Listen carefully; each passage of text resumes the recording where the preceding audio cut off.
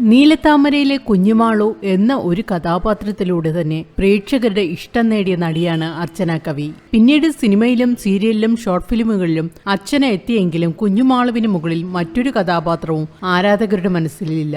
എന്നാൽ ഒരു നീണ്ട ഇടവേളയ്ക്ക് ശേഷം ടൊവിനോയുടെ നായികയായി ഐഡന്റിറ്റി എന്ന ചിത്രത്തിലൂടെ മലയാള സിനിമയിലേക്ക് മടങ്ങിയെത്തിയിരിക്കുകയാണ് അർച്ചന കവി. ഇത്രയും കാലം എവിടെയായിരുന്നു എന്ന ചോദ്യത്തിന് അർച്ചന നൽകുന്ന മറുപടി ഇതാണ്: ബിഗ് സ്ക്രീനിൽ എന്റെ മുഖം കണ്ടിട്ട് 10 വർഷമായി എന്ന് വിശ്വസിക്കാൻ പ്രയാസമാകുന്നു. ഐഡന്റിറ്റി എന്റെ ജീവിതത്തിലേക്ക് വന്നത് ഞാൻ ഏറ്റവും മോശമായ സമയത്തിലൂടെ കടന്നു പോകുമ്പോഴായിരുന്നു. ആ സിനിമയോട് നീതി പുലർത്താൻ കഴിയുമോ എന്ന് എനിക്ക് ഉറപ്പില്ലായിരുന്നു. എന്റെ മരുന്നുകൾ ക്രമരഹിതമായിരുന്നു.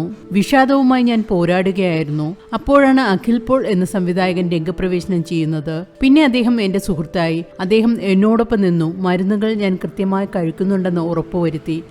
ആ ബുദ്ധിമുട്ടേറിയ ദിവസങ്ങളിൽ എന്നോടൊപ്പം പ്രാർത്ഥിച്ചു. ഡിപ്രഷനിലൂടെ കടന്നു പോവുക എന്ന് പറയുമ്പോൾ ആ അവസ്ഥ മറികടക്കാൻ പറ്റാതിരിക്കുന്നവരെ മനസ്സിലാക്കാൻ ഇന്നും ആളുകൾക്ക് സാധിക്കുന്നില്ല. ആദ്യം രോഗാവസ്ഥ മനസ്സിലാക്കാൻ പോലും പറ്റിയിരുന്നില്ല. മാനസികമായി ബുദ്ധിമുട്ട് നേരിടുന്നവരെ ആളുകൾ പുറമേ നിന്ന് നോക്കിക്കാണുന്നത് ഇന്നും തെറ്റായ രീതികളിലാണ്. ഒരു ഘട്ടത്തിൽ ജീവിതം മുന്നോട്ട് കൊണ്ടുപോകാനാവാത്ത ഡിപ്രഷനിലായിരുന്നു. ചികിത്സയുടെ ഘട്ടം എന്ന് പറയുന്നത് വളരെ ബുദ്ധിമുട്ടായിരുന്നു. പള്ളിയിൽ വെച്ച് കുർബാനയ്ക്കിടെ ഞാൻ പൊട്ടിക്കരഞ്ഞു. എന്തിനാണെന്ന് എനിക്ക് മനസ്സിലായില്ല. പക്ഷെ സങ്കടമടക്കാൻ പറ്റുന്നില്ല. പിന്നീട് ഈ കരച്ചിൽ സ്ഥിരമായി. അങ്ങനെയാണ് പിന്നീട് ട്രീറ്റ്മെന്റിന് പോകുന്നത്. അമ്മയുമായി ആദ്യം പോകുന്നത് ഒരു ഗൈനക്കോളജിസ്റ്റിന്റെ അടുത്തേക്കാണ്. അവർ എന്നോട് പറയുന്നത് ഒരു കുഞ്ഞിന് ജന്മം നൽകണം, അപ്പോൾ എന്റെ ഹോർമോൺ കൃത്യമാകും എന്നായിരുന്നു. പക്ഷെ അവർ പറഞ്ഞതിനോടൊന്നും ഒരു തരത്തിലും എനിക്ക് യോജിക്കാൻ പറ്റുമായിരുന്നില്ല. പിന്നീടാണ് ഒരു സൈക്കോളജിസ്റ്റിനെ കാണുന്നത്. അദ്ദേഹം വളരെ കാര്യമായിട്ടായിരുന്നു എന്റെ പ്രശ്നങ്ങൾ കേട്ടത്. അവിടെ നിന്നാണ് ട്രീറ്റ്മെന്റ് തുടങ്ങുന്നത്. ഒരുപാട് ആളുകൾ ഉണ്ടായിരുന്നിട്ടും വല്ലാതെ ഒറ്റയ്ക്കാണെന്ന് തോന്നുമായിരുന്നു. ആ സമയത്തൊക്കെ ഞാനും ആബിഷും തമ്മിൽ അത്ര രസത്തിലുമായിരുന്നില്ല. ഇത്തരം പ്രശ്നങ്ങളിലൂടെ എനിക്ക് മുന്നോട്ടു പോകേണ്ടി വന്നില്ലായിരുന്നുവെങ്കിൽ ഒരുപക്ഷെ ദാമ്പത്യ ജീവിതത്തിൽ വിള്ളൽ വരുമായിരുന്നില്ല.